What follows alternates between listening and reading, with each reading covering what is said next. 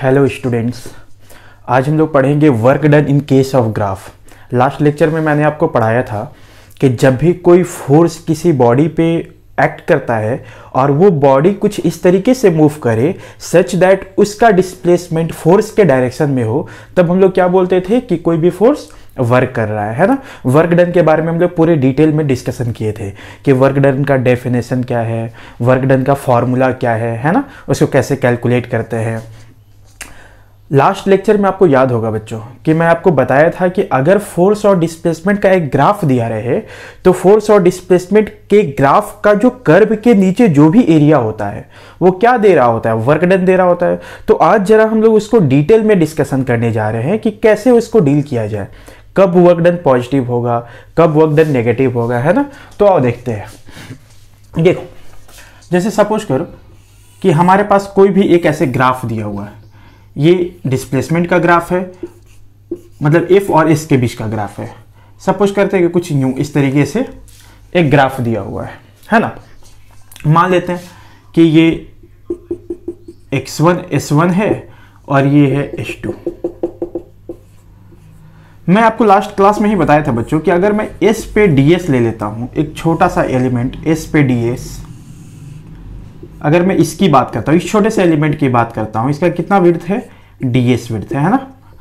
तो अगर मैं इसको अलग से बनाता हूं तो ये कैसा दिखाई दे रहा है, कुछ इस तरीके से रेक्टेंगल जैसा दिखाई दे रहा है ना, यूं, जिसका विड्थ कितना है, ds है, और ये क्या कितना लेंथ है, तो फोर्स है, क्योंकि y एक्सिस में हमने क्या लिया है, फोर्स लिया है। तो ये फोर्स हो गया, ये ds हो गया, ठीक है। ये क्या था, fds क्या था बच्चों, fds क्या था, यही तो वर्क डन था ना, small amount of work done. और ये small amount of work done जो fds आया वो कहां से आया, जब हम इसका एरिया कैलकुलेट किए, स्मॉल एरिया, है ना। तो ऐसे छोटे छोटे एरिया को अगर जोड़ दिया जाए बच्चों तो क्या ये टोटल एरिया अंडर कर्व आ जाएगा, है ना। तो ऐसे छोटे छोटे एरिया को अगर मैं जोड़ूंगा तो टोटल एरिया आ जाएगा, टोटल एरिया अंडर कर्व, है ना, टोटल एरिया अंडर कर्व। तो ये जो टोटल एरिया अंडर कर्व आ रहा है, ऐसे छोटे छोटे एरिया को जोड़ रहे हैं, तो क्या हमारे पास टोटल वर्क डन आ जा रहा है, टोटल वर्क डन। तो यहां से हम लोग क्या कंक्लूजन निकाल सकते हैं कि वर्क डन बाय फोर्स हम लोग क्या लिख सकते हैं बच्चों, इंटीग्रेशन ऑफ fds, या फिर यूं कहा जाए area under curve, area under curve, है ना। लेकिन इसमें एक चीज नोट करने लायक है, वो क्या नोट करने लायक है बच्चों, देखो यहां पे मैंने fds लिया है, f डॉट ds नहीं लिया है। वर्क डन का फॉर्मूला क्या होता था, f डॉट ds, है ना, याद करो वर्क डन का फॉर्मूला क्या होता था, f डॉट ds, ठीक है। इसका मतलब हम लोग जो निकाले वो केवल fds निकाले हैं। इसका मतलब अगर आप इसको थोड़ा आगे बढ़ाते तो क्या लिखते बच्चों, ऐसा लिखते क्या, fds cos थीटा। तो हमने केवल fds का इंटीग्रेशन लिया है। तो fds equals to total work done कब आएगा, जब cos थीटा का क्या वैल्यू होना चाहिए, या तो 1 होना चाहिए या तो -1, है ना। तो पहले केस में हम लोग क्या पढ़ रहे बच्चों, ये वाला जो फॉर्मूला अपना आया, work done equals to total area under curve, वो कब आया, जब हम लोग cos थीटा का वैल्यू या तो +1 ले रहे हैं या तो -1 ले रहे हैं। हम लोग वर्क डन के मैग्नीट्यूड की बात कर रहे हैं ना। एरिया अंडर कर्व जो भी आएगा वो वर्क डन का मैग्नीट्यूड आएगा, वो पॉजिटिव होगा या नेगेटिव होगा वो हम लोग बाद में देखेंगे, क्लियर है। तो बस आपको याद रखना है कि जब भी f और s के बीच का ग्राफ दिया हो तो आप एरिया अंडर कर्व निकालो तो वो वर्क डन का मैग्नीट्यूड दे देता है। आ रही है बात समझ में। तो पहले केस में हम लोग क्या पढ़ रहे हैं बच्चों, जब cos थीटा प्लस या -1 हो, है ना। cos थीटा का +1 या -1 होने का क्या मतलब है बच्चों, कि फोर्स और डिस्प्लेसमेंट या तो पैरेलल हो या तो फोर्स और डिस्प्लेसमेंट एंटी पैरेलल हो, तभी ना। अब फोर्स और डिस्प्लेसमेंट अगर एक ही डायरेक्शन में होगा तो थीटा 0 हो जाएगा, तो cos थीटा का वैल्यू +1 हो जाएगा। और अगर f और s का डायरेक्शन जस्ट अपोजिट होगा तो थीटा कितना हो जाएगा बच्चों, 180 डिग्री हो जाएगा। तो यहां पे cos थीटा का वैल्यू हो जाएगा -1। आ रही है बात समझ में। तो हम लोग कौन सा केस अभी पढ़ने जा रहे हैं, जब फोर्स और डिस्प्लेसमेंट के बीच में या तो एंगल 0 डिग्री हो या कितना हो, 180 डिग्री हो, क्लियर है ना। तो मैं इसको डिलीट करता हूं बच्चों, आप पॉज करके इसको उतारना चाहो उतार लो, है ना। फिर हम लोग क्वेश्चन पे आगे बढ़ते हैं।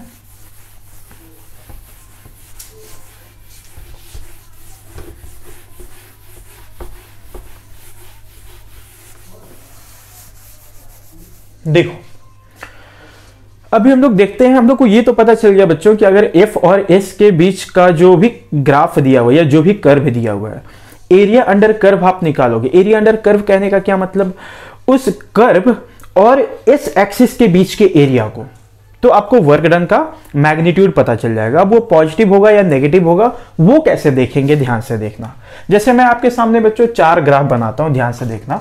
जैसे पहला ग्राफ है कुछ यूं, इधर एफ है इधर एस है। पहला ग्राफ ऐसा है, कुछ ऐसा। अभी इस ना मान के मैं x लेता हूं बच्चों, क्योंकि अभी मैं क्या मान रहा हूं कि दोनों के बीच का एंगल या तो 0 हो या तो 180 डिग्री हो, मतलब हम एक एक्सिस की बात कर रहे हैं, तो केवल अभी x एक्सिस की बात करते हैं।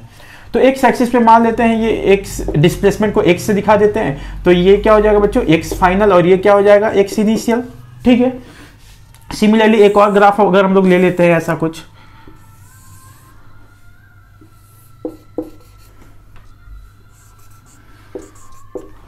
अभी बोलोगे सर ये तो सेम टाइप का ग्राफ है, अंतर क्या है? अंतर ये है बच्चों कि इसका एरो ऐसा है और इसका एरो ऐसा है। उससे क्या फर्क पड़ेगा? उससे फर्क पड़ेगा बच्चों, देखो इसमें क्या हो रहा है ना कि डिस्प्ले पोजीशन इनिशियली एक्स आई था, एक्स इनिशियल, और एक्स इनिशियल से एक्स फाइनल पे जा रहा है बॉडी या point of application of force, और यहां पे क्या हो रहा है, इस पोजीशन से इस पोजीशन पे जा रहा है। आ रही है बात समझ में? अभी देखो, या फिर इसको ऐसे मान लेते बच्चों, ये दिस इज x1 x2 मान लो, this is x1 and this is x2, this is x1 and this is x2।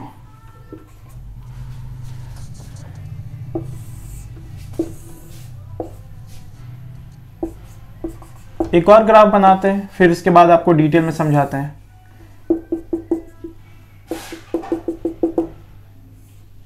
This is x1, this is x2।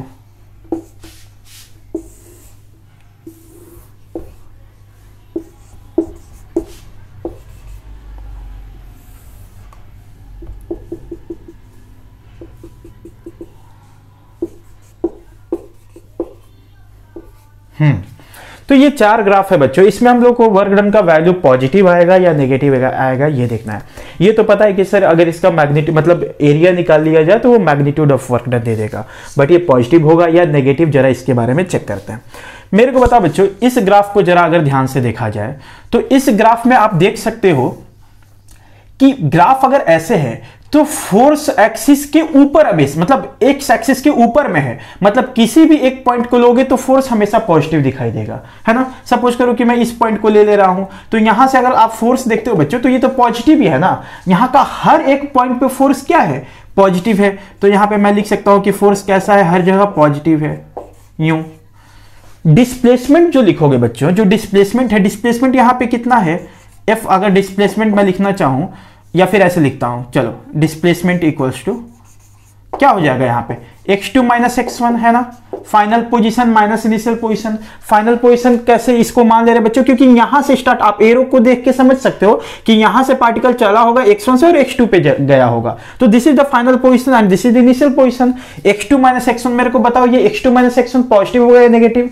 Of course x2 ज्यादा दिखाई दे रहा है, x1 कम दिखाई दे रहा है, so displacement will also be positive. तो हम लोग यहां पे लिख सकते हैं बच्चों दैट डिस्प्लेसमेंट इज पॉजिटिव। और ये बात समझ में, वर्क डन क्या होता है, integration of F D S. तो अगर एफ भी पॉजिटिव है, ds भी पॉजिटिव है, तो वर्क डन कैसा आना चाहिए, पॉजिटिव आना चाहिए, है ना। सिमिलरली अगर हम इस क्वेश्चन को डिस्कस करते हैं बच्चों, तो बताओ यहां पे भी फोर्स हर जगह पॉजिटिव है, हर जगह पॉजिटिव है फोर्स। अगर आप डिस्प्लेसमेंट की बात करते हो तो देखो फाइनल पोजीशन ये वाला है, इनिशियल पोजीशन ये, पार्टिकल यहां से ऐसे जा रहा है ना, तो यहां पे अगर हम लोग डिस्प्लेसमेंट लिखते हैं तो क्या लिखेंगे, this final position minus initial position, और ये क्या हो जाएगा बच्चों, नेगेटिव हो जाएगा, है ना। क्यों नेगेटिव हो जाएगा, क्योंकि फाइनल दूरी कम है और इनिशियल दूरी ज्यादा है, तो डिस्प्लेसमेंट कैसा हो रहा है, नेगेटिव हो रहा है। तो अब बता मेरे को वर्क डन कैसा होना चाहिए। वर्क डन क्या होता है, F D S, F positive है पर डिस्प्लेसमेंट नेगेटिव हो जा रहा है, तो यहां पे वर्क डन कैसा हो जाएगा बच्चों, नेगेटिव हो जाएगा, है ना। इसमें चेक करते हैं क्या हो रहा है सर। इसमें देखो हर जगह पे फोर्स कैसा दिखाई दे रहा है, यहां पे हर जगह पे फोर्स नेगेटिव दिखाई दे रहा है बच्चों, है ना, नेगेटिव। क्यों नेगेटिव? क्योंकि देखो किसी भी पॉइंट को एक को लेते हो, इधर से देखते हो तो फोर्स नेगेटिव दिखाई दे रहा है। क्लियर है ना, फोर्स नेगेटिव है, लेकिन डिस्प्लेसमेंट इनिशियल पोजीशन ये है, फाइनल पोजीशन ये है, तो इसका क्या हो रहा है, पोजीशन आगे बढ़ रहा है ना बच्चों, तो डिस्प्लेसमेंट तो पॉजिटिव हो रहा है। तो यहां पे डिस्प्लेसमेंट क्या दिखाई दे रहा है, पॉजिटिव है। दैट मींस वर्क क्या हो जाना चाहिए, force into displacement, negative into positive, क्या हो जाएगा, नेगेटिव हो जाएगा। क्या, तो यहां पे वर्क डन कैसा आ गया, नेगेटिव हो गया। अभी यहां पे चेक अगर हम लोग करते हैं तो बताओ, यहां पे देखो फोर्स कैसा है, फोर्स तो नेगेटिव है क्योंकि ये नीचे में है ना, एक्स एक्सिस के नीचे में है। फोर्स पॉजिटिव नेगेटिव है, सॉरी। डिस्प्लेसमेंट अगर देखो बच्चों तो डिस्प्लेसमेंट क्या होगा, देखो फाइनल पोजीशन यहां है, सॉरी इनिशियल पोजीशन यहां है, फाइनल पोजीशन यहां है, तो पार्टिकल ऐसे जा रहा है ना बच्चों, फाइनल पोजीशन कम हो गया, फाइनल दूरी कम हो गया, इनिशियल ज्यादा था, तो फाइनल माइनस इनिशियल क्या यहां पे नेगेटिव दिखाई दे रहा है, तो वर्क डन मतलब डिस्प्लेसमेंट हमारा क्या हो गया, नेगेटिव हो गया। तो वर्क डन क्या होना चाहिए बताओ, नेगेटिव इंटू नेगेटिव क्या हो जाएगा, पॉजिटिव हो जाएगा। तो इस तरीके से हम लोग कौन सा वर्क डन पॉजिटिव होगा, कौन सा वर्क डन नेगेटिव होगा, ऐसे चेक कर सकते हैं। अगर वैल्यू मैग्नीट्यूड निकालना हो तो ये वाला एरिया निकालेंगे, इस एरिया अंडर कर्व, इस एरिया को यूं इस तरीके से कर्व और एक्स एक्सिस के बीच के एरिया को, तो वो magnitude of work done they देगा। और इस तरीके से हम लोग साइन चेक कर लेंगे, पॉजिटिव है या नेगेटिव है। इसको रटना नहीं है बच्चों, जैसे मैं अभी आपको बताया कि फोर्स पॉजिटिव है, डिस्प्लेसमेंट पॉजिटिव है तो पॉजिटिव हो जाएगा, फोर्स पॉजिटिव है, डिस्प्लेसमेंट नेगेटिव है तो नेगेटिव हो जाएगा। इस तरीके से आपको भी एनालाइज करना, आपको रटना नहीं है कि कौन सा ग्राफ ऊपर कौन सा नीचे, ऐसा कुछ नहीं रटना है। क्लियर है, आगे बढ़ते हैं।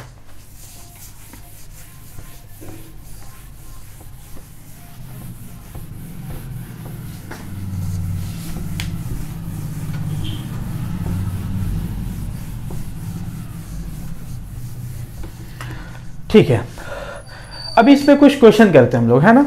जैसे एक सिंपल सा क्वेश्चन करते हैं बच्चों,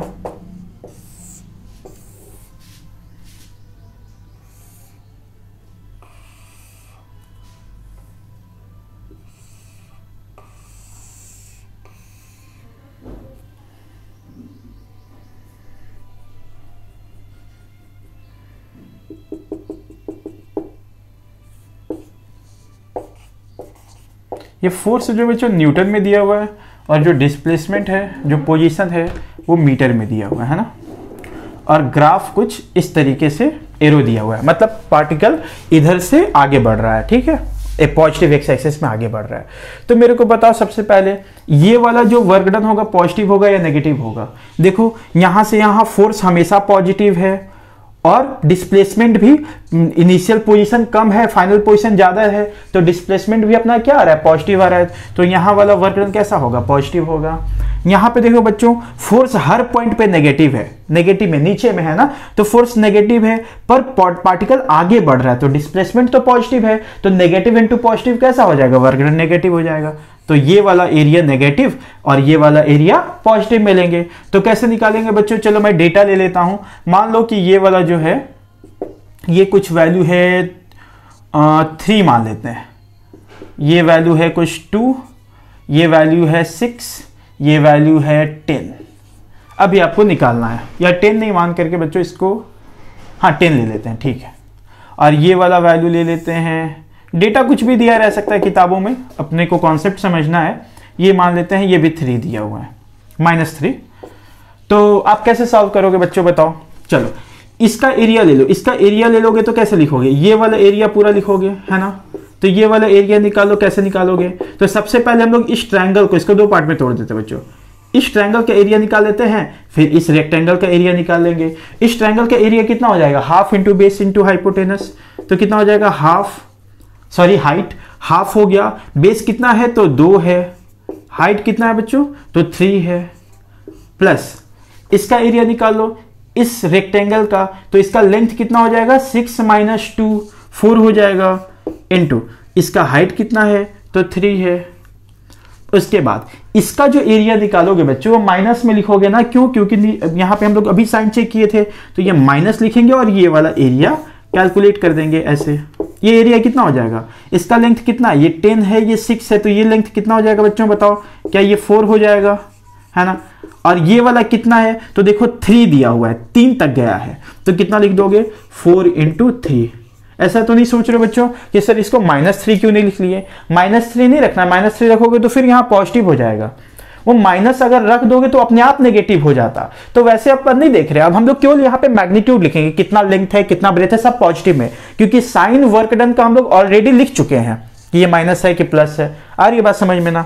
तो ये कितना हो गया, अब इसको सॉल्व करना है सिंपल, कितना हो जाएगा आंसर बच्चों, 3 + 12 - 12 that means 3 joule. So this will be the final answer. Clear है बच्चों। एक और क्वेश्चन कर लेते हैं हम लोग।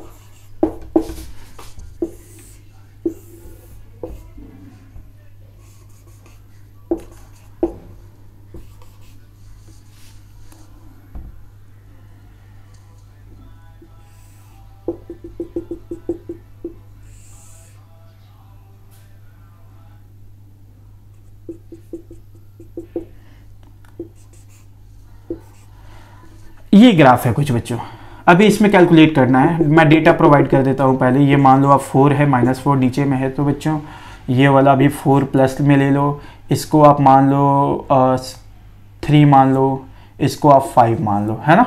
कैलकुलेट करते हैं। तो मेरे को पहले बताओ बच्चों कि ये वाला का वर्क डन पहले निकाल लेते हैं, फिर इस ग्राफ का निकाल लेते हैं। तो अगर इस ग्राफ का वर्क डन निकालोगे बच्चों तो ये वाला ग्राफ होगा ना, ये वाला ग्राफ होगा, अच्छी बात है। पर पॉजिटिव होगा कि नेगेटिव होगा बताओ मेरे को। देखो इसमें इस ग्राफ में फोर्स हमेशा पॉजिटिव है, लेकिन डिस्प्लेसमेंट कैसा आ रहा है, पॉजिटिव है नेगेटिव है। देखो डिस्प्लेसमेंट नेगेटिव है बच्चों, क्योंकि फाइनल पोजीशन यहां पे है, इनिशियली यहां से यहां जा रहा है ना, तो डिस्प्लेसमेंट क्या हो रहा है, नेगेटिव हो रहा है।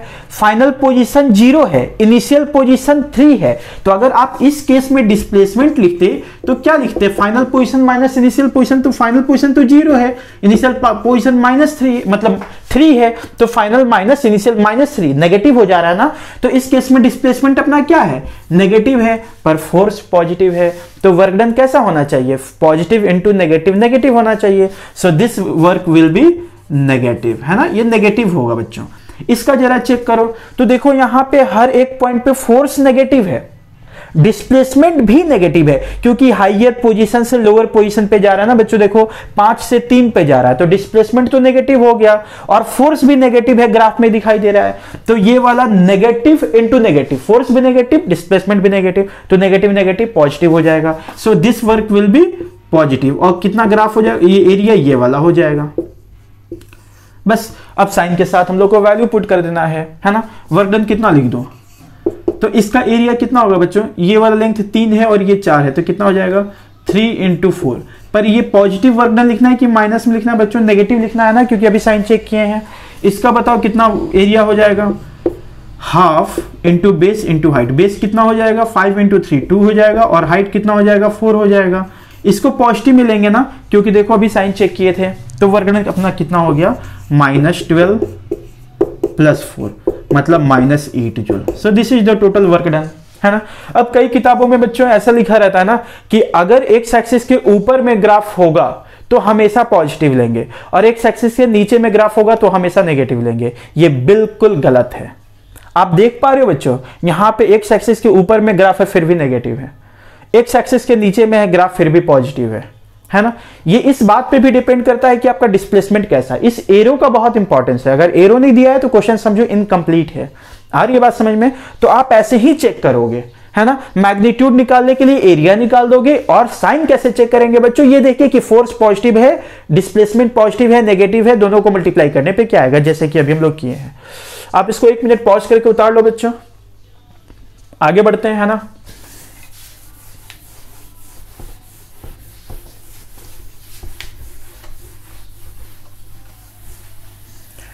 अभी मैंने आपको स्टार्टिंग में ही लेक्चर में बताया था बच्चों कि ये जो ग्राफ हम लोग निकाल रहे हैं ये तभी मतलब एरिया अंडर कर्व जो है वर्क डन तभी देगा कब, जब cos थीटा का वैल्यू +1 या -1 होगा। बट ऐसा तो जरूरी नहीं है बच्चों, कुछ भी डायरेक्शन हो सकता है ना, फोर्स और डिस्प्लेसमेंट के बीच में कुछ भी एंगल हो सकता है।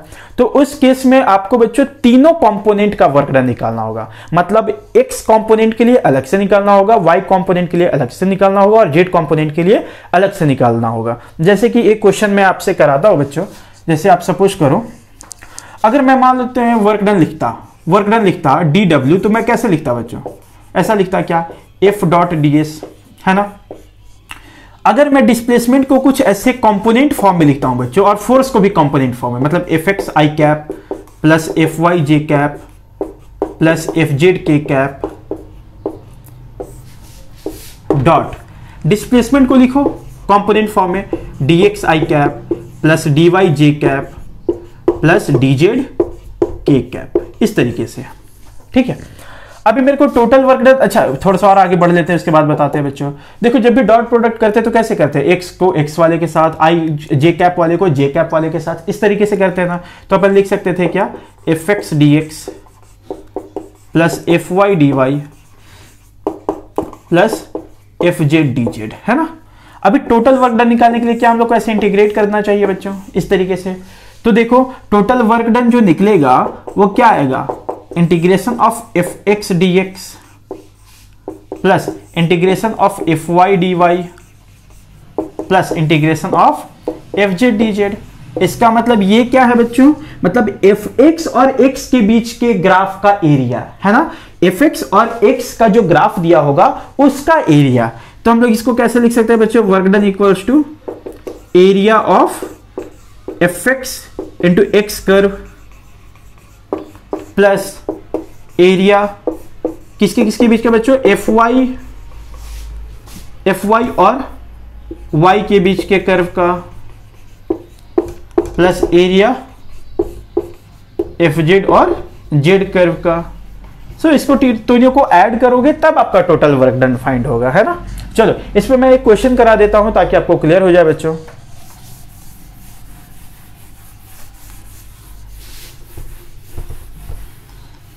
आइए, जैसे मान लेते हैं क्वेश्चन दिया हुआ है कुछ ऐसा,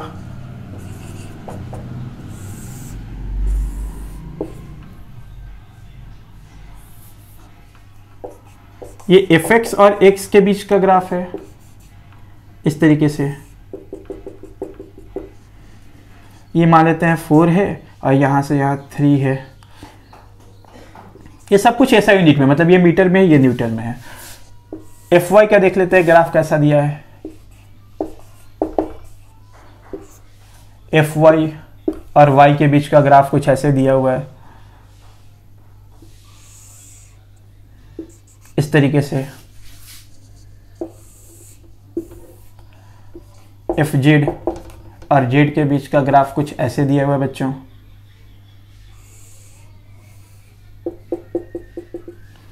इस तरीके से दिया हुआ है। ये 3 मान लेता हूँ, ये 4 मान लेता हूँ, इसमें भी इसको 4 मान लेता हूँ बच्चों, ये 2 और ये 4, है ना। चलो अभी तीनों का अलग अलग ग्राफ दिया हुआ है, तो तीनों का वर्क डन निकाल के अपन को क्या करना होगा, ऐड करना होगा। अभी हम लोग देखे थे थ्योरी में, है ना। चलो तो अगर इसका एरिया निकाला जाए तो बताओ ये पहले वर्क डन पॉजिटिव होगा कि नेगेटिव। आप देख सकते हो कि फोर्स हमेशा पॉजिटिव है और पार्टिकल 0 से 3 पे जा रहा है, तो डिस्प्लेसमेंट क्या होगा, पॉजिटिव होगा, 3 - 0, है ना। सो ये डिस्प्लेसमेंट भी पॉजिटिव है, डिस्प्लेसमेंट भी पॉजिटिव है ना, और फोर्स भी पॉजिटिव है। तो वर्क डन कैसा होगा बच्चों, पॉजिटिव होगा, ये पॉजिटिव हो जाएगा और इसका एरिया मैग्नीट्यूड दे देगा। तो बताओ इसका एरिया क्या हो जाएगा, इसका एरिया कितना होगा, 3 × 4 या फिर 4 × 3, ठीक है बच्चों। चलो इसका एरिया निकालिए, टोटल वर्क डन को सीधा एक ही बार ऐड कर रहे हैं, प्लस इसके बारे में देखते हैं। इसका देखो फोर्स हमेशा पॉजिटिव है, हमेशा फोर्स पॉजिटिव है, लेकिन डिस्प्लेसमेंट नेगेटिव है। क्यों, क्योंकि 3 से 0 पे जा रहा है ना, तो फाइनल 0 - 3 नेगेटिव आ जाएगा ना बच्चों। तो वर्क डन इस बार क्या हो जाएगा, नेगेटिव हो जाएगा, क्योंकि फोर्स पॉजिटिव है, डिस्प्लेसमेंट नेगेटिव है, तो पॉजिटिव इंटू नेगेटिव नेगेटिव हो जाएगा। तो वर्क डन क्या नेगेटिव में लिखना चाहिए, और इसका एरिया क्या हो जाएगा, वर्क डन का मैग्नीट्यूड कितना हो जाएगा, तो half into base into height, plus इसका जरा देखते हैं कि ये पॉजिटिव होगा कि ये नेगेटिव होगा। बताओ, देखो फोर्स हमेशा नेगेटिव है ना, नीचे में है ना, फोर्स हमेशा नेगेटिव है। डिस्प्लेसमेंट 0 से 4 पे जा रहा है, तो डिस्प्लेसमेंट तो पॉजिटिव है, तो फोर्स नेगेटिव है पर डिस्प्लेसमेंट क्या है, पॉजिटिव है। तो again positive into negative, work done negative आना चाहिए। तो माइनस में इसका एरिया लिख देंगे बच्चों, ये वाला पूरा एरिया है ना, एक्स एक्सिस और कर्व के बीच का एरिया। तो ये वाला एरिया निकालने के लिए दो पार्ट में डिवाइड करते हैं बच्चों। देखो ये एक रेक्टेंगल दिखाई दे रहा है अपने को, इस रेक्टेंगल का, और फिर एक ये ये एक ट्रायंगल दिखाई दे रहा है और ये एक रेक्टेंगल है। तो बताओ इस ट्रायंगल का एरिया कितना हो जाएगा? हाफ इंटू बेस 2 हो गया, हाइट कितना है 4 है, इंटू इसको माइनस बाहर लिख देते हैं बच्चों और फिर सारा मैग्नीट्यूड में लिख देते हैं ऐसे, माइनस प्लस इसका बताओ। तो ये हो गया लेंथ 2 और ब्रेथ कितना हो गया 4। तो ऐसे अगर इसको हम लोग सॉल्व कर देंगे तो हमारा आंसर आ जाएगा वर्क डन। आई होप आपको ये समझ में आया होगा बच्चों, है ना। चलो ये था work done by graph. Graph से हम लोग कैसे कैलकुलेट करते हैं, आगे के लेक्चर में देखते हैं बच्चों, और भी वर्क डन में क्या क्या पढ़ना होता है ना। चलो अगर वीडियो समझ में आया बच्चों, कोई भी प्रॉब्लम आया हो तो प्लीज़ कमेंट करके पूछो मेरे से, और इसको लाइक कमेंट शेयर सब्सक्राइब जरूर करो। Thank you.